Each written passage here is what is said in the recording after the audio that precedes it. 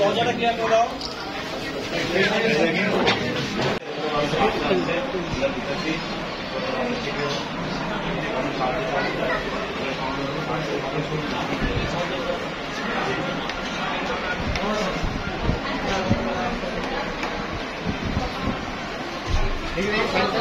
কুমিল্লায় দেখে আসলাম কয়েকটা আশ্রয় কেন্দ্র এবং নোয়াখালীতেও দেখলাম। আপনারা এখানে যারা স্থানীয় ছাত্ররা সবাই স্বতঃস্ফূর্তভাবে বন্যার্তদের জন্য এগিয়ে এসেছে। এখানে খাবারের ব্যবস্থা করা হয়েছে। এটি আমাদেরকে আশা যোগায় যে সারা দেশের মানুষ একসাথে বন্যার্তদের জন্য কাজ করে যাচ্ছে। এই ঐক্যটা যদি আমাদের মধ্যে থাকে, আমরা যে কোনো দুর্যোগ কিংবা জাতীয় সমস্যা মোকাবেলায় এগিয়ে যেতে পারবো।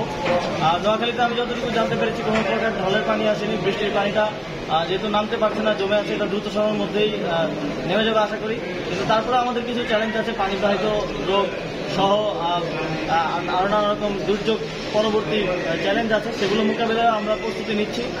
ঢাকায় পানিবাহিত রোগের জন্য স্যালাইন সহ যেসব প্রাথমিক ওষুধ প্রয়োজন হয় সেগুলো আমরা মজুত করছি, ছাত্ররাও মজুত করছে, শুকনো খাবার মজুত করা হচ্ছে। পানিটা একটু নেমে গেলেই সেগুলো বিভিন্ন জায়গায় পৌঁছে দেওয়া হবে।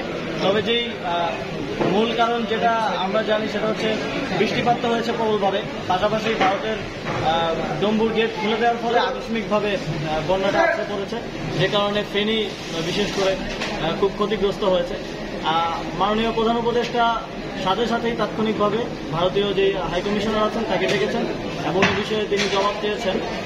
তো এই বিষয়ে আমরা সামনেও আরও দেখব যে আসলেই ডম্বুর গেট খুলে দেওয়া হয়েছিল নাকি উপর থেকে উপচে পড়া পানি এসেছে, সেটা আমরা আরও তদন্ত করে দেখব। এবং ভারতের সাথে আমাদের যে পানি চুক্তিগুলো এবং যে পানির ন্যায্য হিস্সা সহ বাকি সকল ক্ষেত্রেই কূটনৈতিকভাবে আমরা জাতীয় স্বার্থকে সামনে রেখেই এই সরকার কূটনৈতিক সকল চুক্তি থেকে শুরু করে সবকিছু করবে। এখানে কোনো গোষ্ঠীর সাথে ভারতের সরকারের চুক্তি হবে না, হবে এদেশের মানুষের সাথে। মানুষের কল্যাণের জন্য যেটা প্রয়োজন, মানুষের জন্য যে জাতীয় স্বার্থ রক্ষা প্রয়োজন, সেটা রক্ষা করেই সকল ধরনের আন্তর্জাতিক চুক্তির দিকে ভবিষ্যতে আমরা কাজ করবো এবং পূর্ববর্তী চুক্তিগুলোকেও পুনর্মূল্যায়ন করা হবে।